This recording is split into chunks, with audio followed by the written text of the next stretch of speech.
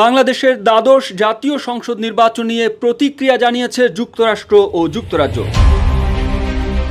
দেশ দুটির পক্ষ থেকে বলা হয়েছে বাংলাদেশের এ নির্বাচন অবাধ ও সুষ্ঠু হয়নি। মার্কিন পররাষ্ট্র দপ্তর বলেছে যুক্তরাষ্ট্র অন্যান্য পর্যবেক্ষকদের সঙ্গে একমত যে এ নির্বাচন অবাধ বা সুষ্ঠু হয়নি। নির্বাচনের সব দল অংশগ্রহণ না করায় আমরা হতাশ। গতকাল দেওয়া এক বিবৃতিতে যুক্তরাষ্ট্র বলেছে বাংলাদেশের জনগণ ও গণতন্ত্র শান্তিপূর্ণ সমাবেশের স্বাধীনতা ও মত প্রকাশের স্বাধীনতার প্রতি তাদের আকাঙ্ক্ষাকে সমর্থন করে। যুক্তরাষ্ট্র লক্ষ্য করেছে ৭ জানুয়ারির সংসদ নির্বাচনে আওয়ামী লীগ সংখ্যাগরিষ্ঠ আসনে জয়লাভ করেছে। যুক্তরাষ্ট্র বাংলাদেশের রাজনৈতিক বিরোধী দলের হাজার হাজার সদস্যকে গ্রেপ্তার এবং নির্বাচনের দিন অনিয়মের খবরে উদ্বিগ্ন। দর্শক, আমি জানি আপনাদের সবার মনের প্রশ্ন যে হাসিনা এরকম একটা দামি নির্বাচন করে ফেললো যে নির্বাচনে ৫% লোক ভোট দিতে যায়নি। হাসিনা বলছে ৪০%, এরপরেও পশ্চিমারা কিছু বলতেছে না কেন? দেখুন, পশ্চিমাদের হিসাব নিকাশ আছে। আমি মনে করি যে পশ্চিমাদের যে ৫ জন আমেরিকান যে টেকনিক্যাল টিম আছে ওরা আসলে আমেরিকা ফিরে গেলেই তার একটা পদক্ষেপ নিবে, বাট অলরেডি কিন্তু অ্যাকশন নেওয়া শুরু করেছে। আপনি দেখেন যে এই হাসিনা যেই বিদেশি পর্যবেক্ষক বলে যে ভিক্ষুকদেরকে আসে না, বিদেশে ভিক্ষা করে, সেই ভিক্ষুকদেরকে পর্যবেক্ষক সাজিয়ে কানাডার, তারপরে যুক্তরাজ্যের, তারপরে আমেরিকা থেকে এনে তারা 5 স্টার হোটেলে রেখে প্রচুর টাকা পয়সা পকেটে দিয়ে বলেছে বলো যে নির্বাচন সুষ্ঠু হয়েছে। ওরা বলেছে নির্বাচন অত্যন্ত সুষ্ঠু এবং নিরপেক্ষ হইয়াছে। কিন্তু আজকে এই হাসিনার এই নির্বাচন কমিশনের এই অযোগ্য চোর দুর্নীতিগ্রস্ত নির্বাচন কমিশনের মুখোশ উন্মোচন করে দিল আমেরিকা, কানাডা এবং ব্রিটেন। তারা আজকে ঢাকায় নিজ নিজ দূতাবাস থেকে বিবৃতি দিয়ে জানিয়ে দিল যে এই যেই লোকগুলো পর্যবেক্ষক হয়ে এসে বলতেছে নির্বাচন সুষ্ঠু হয়েছে, এরা আসলে আমাদের সরকারের প্রতিনিধিত্ব করেন না। তার মানে একদম জায়গায় ধরা খেয়ে গেল এই হাসিনা। সুপ্রিয় ভিউয়ার্স, আসসালামু আলাইকুম। পশ্চিমাদের কঠিন অ্যাকশন শুরু হয়ে গেছে বাংলাদেশ নির্বাচন নিয়ে। যুক্তরাষ্ট্র, যুক্তরাজ্য ও কানাডা জাতিসংঘ। দর্শক শ্রোতা, আজকের ভিডিওতে কিছু চাঞ্চল্যকর তথ্য রয়েছে। অনেকেই ভাবছেন আসলে বাংলাদেশ নিয়ে কিংবা বাংলাদেশের নির্বাচনকে নিয়ে কোনো কিছু বলছে না যুক্তরাষ্ট্র কিংবা বিদেশি প্রতিনিধি দল যারা এখানে ছিল তারা বলছে সুষ্ঠু নির্বাচন হচ্ছে। নির্বাচনের একদিন পর থেকে কিন্তু সেই যুক্তরাষ্ট্রে কিংবা যুক্তরাজ্যে কিন্তু কঠিন হুঙ্কার চলে এসেছে, বাংলাদেশের নির্বাচন সুষ্ঠু হয় নাই। দর্শক শ্রোতা, ভিডিও শুরুতেই কিছু ভিডিওর শিরোনাম দেখেছেন, সম্পূর্ণ তথ্যগুলো রয়েছে আজকের এই ভিডিওতে।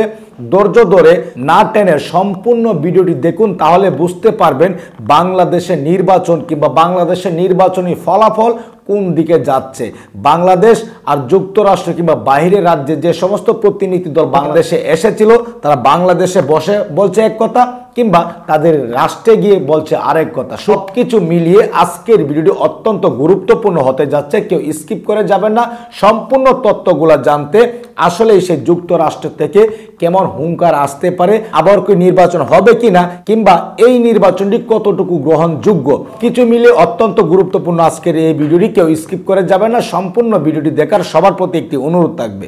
আমরা সেই মূল ভিডিওতে চলে যাব। সেই ভিডিওতে যাওয়ার আগে আপনাদের সবার প্রতি একটি অনুরোধ থাকবে, আপনি যদি আমাদের এই চ্যানেলের নতুন ভিউয়ার্স হয়ে থাকেন, প্রতিদিন সবার আগে আপডেট নিউজগুলো পেতে আমাদের এই চ্যানেলটি সাবস্ক্রাইব করে রাখুন ও কষ্ট করে ভিডিওটি একটু শেয়ার করে দিন। একটি লাইক দিয়ে দেখতে থাকুন সম্পূর্ণ ভিডিওটি। এবং দায়ীদের জবাবদিহির আওতায় আনতে বাংলাদেশ সরকারের প্রতিও আহ্বান জানিয়েছে দেশটি। অন্যদিকে যুক্তরাজ্য বাংলাদেশের নির্বাচন অবাধ ও সুষ্ঠু হয়নি, গণতান্ত্রিক হয়নি বলে মন্তব্য করেছে। সোমবার যুক্তরাজ্যের পররাষ্ট্র মন্ত্রণালয়ের এক বিবৃতিতে বলা হয়েছে, গণতান্ত্রিক নির্বাচন নির্ভর করে গ্রহণযোগ্যতা, অবাধ ও সুষ্ঠু প্রতিদ্বন্দ্বিতার উপর। মানবাধিকার, আইনের শাসন ও যথাযথ প্রক্রিয়ার প্রতি শ্রদ্ধা গণতান্ত্রিক প্রক্রিয়ার অপরিহার্য উপাদান। নির্বাচনের সময় ধারাবাহিকভাবে মেনে চলা হয়নি এসব মানদণ্ড। নির্বাচন অনুষ্ঠানের আগে বিরোধী দলের উল্লেখযোগ্য নেতাকর্মীকে গ্রেপ্তার করা হয়েছে, এতে আমরা উদ্বিগ্ন। বাংলাদেশের রাজনৈতিক পরিস্থিতি এবং নির্বাচন নিয়ে যুক্তরাষ্ট্র, ইউরোপীয় ইউনিয়ন এবং জাতিসংঘ সহ বিভিন্ন পক্ষ বিভিন্ন সময়ে মতামত প্রকাশ করেছে। বিরোধী রাজনৈতিক কর্মীদের উপর দমন-পীড়ন বন্ধ, সব দলের অংশগ্রহণে নির্বাচন অনুষ্ঠান এবং স্বাধীন মত প্রকাশে সরকারের প্রতি আহ্বান জানিয়ে বিবৃতি দেওয়ার ঘটনাও ঘটেছে। তবে যুক্তরাজ্যকে সাধারণত বাংলাদেশের রাজনৈতিক ইস্যু বা নির্বাচন নিয়ে এ ধরনের বিবৃতি দিতে দেখা যায়নি কাছাকাছি সময়ে। দেশটির দেওয়া বিবৃতিতে আরও বলা হয়, নির্বাচনের আগে নির্বাচনী প্রচার চলাকালে সহিংসতা ও ভয়ভীতি প্রদর্শনের নিন্দা জানাই আমরা। রাজনীতিতে এ ধরনের কর্মকাণ্ডের কোনো স্থান নেই। বাংলাদেশে অনুষ্ঠিত এই নির্বাচনে অংশ নেয়নি সব রাজনৈতিক দল। এ কারণে বাংলাদেশের মানুষের কাছে ভোট দেওয়ার বিকল্প ছিল না। যুক্তরাজ্য ও বাংলাদেশের ঐতিহাসিক ও গভীর বন্ধুত্বপূর্ণ সম্পর্ক রয়েছে জানিয়ে বিবৃতিতে বলা হয়, একটি টেকসই রাজনৈতিক সমঝোতা ও সক্রিয় নাগরিক সমাজের জন্য অনুকূল পরিবেশ সৃষ্টি হলে দীর্ঘমেয়াদে দেশের প্রবৃদ্ধি অর্জন সম্ভব হবে।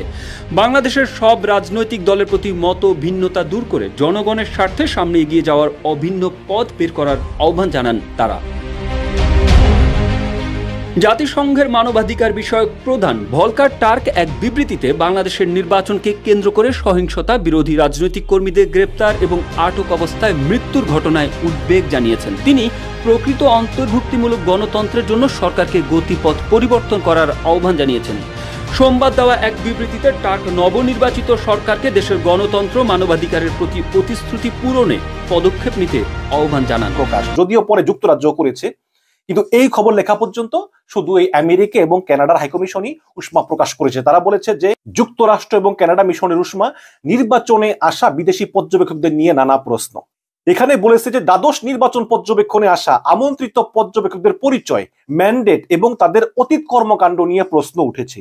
ঢাকাস্থ মার্কিন দূতাবাস এবং কানাডিয়ান হাইকমিশনের তরফ থেকে তাদের দেশ থেকে নিজ উদ্যোগে আসা পর্যবেক্ষকদের বক্তব্যে উষ্মা প্রকাশ করা হয়েছে। পৃথক বিবৃতিতে দেশ দুটির ঢাকা মিশন স্পষ্ট করেছে যে পর্যবেক্ষক নামধারী যুক্তরাষ্ট্র ও কানাডিয়ান নাগরিকরা বাংলাদেশে যা বলেছেন তা তাদের স্ব সরকারের অবস্থানের প্রতিফলন তো নয়, বরং এটি ওই ব্যক্তিদের নিজস্ব বক্তব্য এবং ওই স্বতন্ত্র মতামতের সঙ্গে আমেরিকা এবং কানাডা সরকারের কোনো সংশ্লিষ্টতা নেই। এবং পরবর্তীতে, যেটা মানবজমিন এখানে উল্লেখ করেনি, ব্রিটিশ হাইকমিশনও একদম হুবহু সেম বক্তব্য দিয়েছে যে ব্রিটিশ যে পর্যবেক্ষকরা এসে নির্বাচন পর্যবেক্ষণ করে মতামত দিচ্ছেন, এগুলো ব্রিটিশ সরকারের মতামত নয়, এগুলো ওদের নিজস্ব মতামত। তাহলে দেখুন হাসিনা কিভাবে জায়গায় ধরা খেয়ে গেল, এবং জায়গায় ধরা খেয়ে গেল এই চোর নির্বাচন কমিশন। এখন মানবজমিন লিখেছে যে রাষ্ট্রীয় কোষাগারের অর্থ ব্যয় বিমান থেকে নামার পর, মানে বাংলাদেশে বিমান থেকে নামার পরে ফের বিমানে ওঠা পর্যন্ত বিমান ভাড়া সহ রাজস্বিক সংবর্ধনা, 5 তারকা হোটেলে থাকা খাওয়ার আয়োজন এবং সরকার কর্তৃক নিয়োগ করা গাইড এবং হোস্ট অফিসারকে সঙ্গে নিয়ে কেন্দ্র পরিদর্শন এবং হোটেলে রাজকীয় খাওয়া দাওয়া, পরবর্তীতে সরকারি ব্যবস্থাপনায় প্রতিক্রিয়া ব্যক্ত করা সহ তাদের অতি উৎসাহী কর্মকাণ্ড রাজনৈতিক এবং কূটনৈতিক অঙ্গনে ব্যাপক আলোচনা সমালোচনা জন্ম দিয়েছে। মানে এত কিছু করার পরে এরা বলবে যে নির্বাচন খারাপ হয়েছে? সেই বিমান দিয়ে আসা বিজনেস ক্লাসে, তাও আবার যাওয়া, 5 তারকা হোটেলে থাকা, তারপরে ভালো মন্দ খাওয়া, সঙ্গে সিকিউরিটি গার্ড, পুলিশ, তারপরে গাইড, হোস্ট অফিসার, এগুলোর পরে কি কেউ বলবে যে নির্বাচন খারাপ হয়েছে? তো এইভাবে রাষ্ট্রের টাকাগুলো অপচয় করতেছে এই হাসিনা এবং এই হাবিবুল আউয়াল কমিশন। এবং মানুষজন লিখেছে যে এই নিয়ে সামাজিক যোগাযোগ মাধ্যমে নেটিজেনরা নানা মন্তব্য করেছেন এবং তাদের ঠিকুজি খোঁজার চেষ্টাও করেছেন কেউ কেউ। এএফপি ঢাকা ব্যুরোতে কর্মরত সাংবাদিক এবং খ্যাতিমান ফ্যাক্ট চেকার কদরউদ্দিন শিশির কয়েকজনের অতীত কর্মকাণ্ডের পোস্টমর্টেম করেছেন। শিশিরের উন্মোচন করা তথ্যের সত্যতাও নিশ্চিত হওয়া গিয়েছে। বিদেশের ট্রেনিং নিয়ে আসা ওই ফ্যাক্ট চেকার চোখে আঙ্গুল দিয়ে কিছু বিষয় দেখানোর চেষ্টা করেছেন এবং তার তথ্য মতে আমেরিকা থেকে আসা পর্যবেক্ষক জিম বেটস সাবেক মার্কিন কংগ্রেসম্যান এবং ক্যালিফোর্নিয়া থেকে বহু আগে 80 সালে নির্বাচিত হয়েছিলেন। তিনি বলেছেন যে আমি অবশ্যই বলতে চাই, আমেরিকার গণমাধ্যমের তুলনায় বাংলাদেশের গণমাধ্যম অনুসন্ধানী এবং সৎ, অথচ বাংলাদেশের গণমাধ্যম তার বিরুদ্ধে ক্রমাগত রিপোর্ট করাতে, কারণ তিনি হচ্ছেন যৌন নির্যাতক, এই কারণে তিনি তার দেশের গণমাধ্যমকে পছন্দ করেন না। এবং তিনি ট্রাম্পের ইলেকশনের সময় তিনি নির্বাচনী ক্যাম্পেইনে একটা ব্যাংকের চেক 900 করেছেন, মানে ক্যাম্পেইনের খরচে টাকা দেন না, ওই টাকাগুলো নিজের পকেটে পড়েছেন খরচ না করে। এবং 2021 সালে জুন মাসে বাংলাদেশের রাষ্ট্রদূত যিনি আছেন আমেরিকায়, এই তৎকালীন রাষ্ট্রদূত ছিলেন শহীদুল ইসলাম, তিনি এই জিম ব্যাটসের সঙ্গে সাক্ষাৎ করেন এবং সাক্ষাৎ করে তিনি এভাবে চুক্তি করেন যে সামনে নির্বাচনে তোমাকে পর্যবেক্ষণ করে আমাদেরকে একটা সার্টিফিকেট দিতে হবে। তখন থেকে কিন্তু এই চুক্তিটা হয় এবং বিপুল টাকার বিনিময়ে তিনি এসেছেন। সুতরাং এতে বোঝা যায় যে মার্কিন কংগ্রেস এবং সিনেটে এই হাসিনার হয়ে লবিং এ গুরুত্বপূর্ণ ভূমিকা রেখেছেন এই জিম বেটস। আরেকজন হচ্ছেন আলেকজান্ডার গ্রে, তিনি আমেরিকার লবিং ফার্ম আমেরিকান গ্লোবাল স্ট্র্যাটেজিজের চিফ এক্সিকিউটিভ, তো লবিং ফার্মের কাজ কি? টাকা পয়সা খেয়েই তো কাজ করা। আরেকজন আছেন আপনার সাউথ এশিয়া ডেমোক্রেটিক ফোরাম, এই সাউথ এশিয়া ডেমোক্রেটিক ফোরামের সিনিয়র পলিসি অ্যাডভাইজার পাওলো কাসাকা। এই পাওলো কাসাকা হচ্ছে ভারতীয় একটি ডিসইনফরমেশন মানে গুজব নেটওয়ার্ক। এই গুজব নেটওয়ার্ক সমস্ত বড় বড় মাধ্যমে শুধু গুজব প্রচার করার কাজে এরা নিয়োজিত ছিল। এবং এই পাওলো কাসাকা তিনি একাধিকবার ধরাও খেয়েছেন এই গুজব প্রচারণায়। এই পাওলো কাসাকা হচ্ছেন পৃথিবীর অন্যতম একজন বিখ্যাত সে ডিসইনফরমেশন স্প্রেড করা লোক, মানে গুজব আর কি। এই তো আজকে মার্কিন দূতাবাস বলেছে যে আমেরিকা সরকার নির্বাচন পর্যবেক্ষণ করেনি, নির্বাচন উপলক্ষে কয়েকজন বেসরকারি নাগরিক বাংলাদেশে ছিলেন, তাদের বক্তব্য নিজেদের বা তাদের প্রতিষ্ঠানের, আমেরিকান সরকারের নয়। এবং প্রায় অভিন্ন বক্তব্য দিয়েছেন কানাডার ঢাকা মিশন। সোমবার তারা টুইটারে লিখেছেন যে বাংলাদেশে 7 জানুয়ারি 2024 সালে অনুষ্ঠিত জাতীয় সংসদ নির্বাচনে কানাডা সরকার কোনো নির্বাচন পর্যবেক্ষক প্রেরণ করেনি এবং পর্যবেক্ষক হিসাবে চিহ্নিত কানাডিয়ান নাগরিকদ্বয় স্বতন্ত্রভাবে নির্বাচন পর্যবেক্ষণ করতেছেন এবং তাদের মতামতের সঙ্গে কানাডা সরকারের কোনো সংশ্লিষ্টতা নেই। তো এই হচ্ছে কি অবস্থা। এবং পরবর্তীতে ব্রিটিশ হাইকমিশন এক বিবৃতি দিয়ে বলেছে যে যেই সব পর্যবেক্ষকরা নিজেদেরকে ব্রিটিশ বলে দাবি করে থাকে তারা স্বতন্ত্র, তাদের মতামত ব্রিটিশ সরকারের মতামতের প্রতিফলন নয়। অথচ বাংলাদেশের প্রত্যেকটা পত্রিকা, এই যে পত্রিকাগুলো আপনি দেখেন, এই মানব জমিন ছাড়া সবগুলো পত্রিকা সরকার দালাল হয়ে গিয়েছে। আগে একটু প্রথম আলো ডেইলি স্টার ছিল, এখন এই প্রথম আলো ডেইলি স্টারের ট্রান্সকম গ্রুপের অন্য সংযোগ আছে, তো এই কারণে ওরা এখন সরকার দালাল হয়ে গিয়েছে। ছিল একটা মানব জমিন, তাও ওদের ওয়েবসাইট বন্ধ করে দিয়েছে বাংলাদেশে। তো এই মানব জমিন থেকে আমরা একটু টুকটাক খবর পাই। দেখেন তো এই সবগুলো পত্রিকা বলতেছে যে আমেরিকান পর্যবেক্ষক, ব্রিটিশ পর্যবেক্ষক, কানাডা পর্যবেক্ষক বলতেছে যে নির্বাচন সুষ্ঠু হয়েছে, অবাধ হয়েছে, এরকম নির্বাচন নাকি তারা জীবনও দেখে নাই। এতে মানুষ হতাশ হয়ে গিয়েছে। আমাকে হাজার হাজার মানুষ টেক্সট করতেছে, ভাই কি হলো, পশ্চিম মানুষ শেষ পর্যন্ত এই কাজ করতে পারলো। কিন্তু ওরা বোঝে না, আসলে মানুষ তো সহজ সরল, বোঝে না যে এই হাসিনার এই কূটকৌশল, এই চোর নির্বাচন কমিশনের কূটকৌশল তো পাবলিক বোঝে না। আমরা ভিডিও করে করে পাবলিককে বোঝাচ্ছি যে আসলে এগুলো হাসিনার ফাঁদ এবং পশ্চিমা বিশ্ব এটা মেনে নিবে না। এখন দর্শক, আমরা সবাই তাকিয়ে আছি পশ্চিমা বিশ্বের দিকে, দেখি পশ্চিমা বিশ্ব কি পদক্ষেপ নেয়।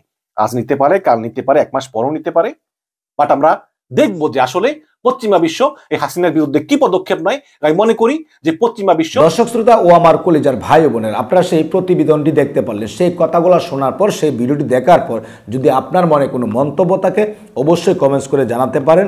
দয়া করে ভিডিওটি শেয়ার করে দিবেন। সবাই ভালো থাকুন, সুস্থ থাকুন। দেখা হবে আবারও পরবর্তী নতুন একটি আপডেট নিউজ নিয়ে। আল্লাহ হাফেজ।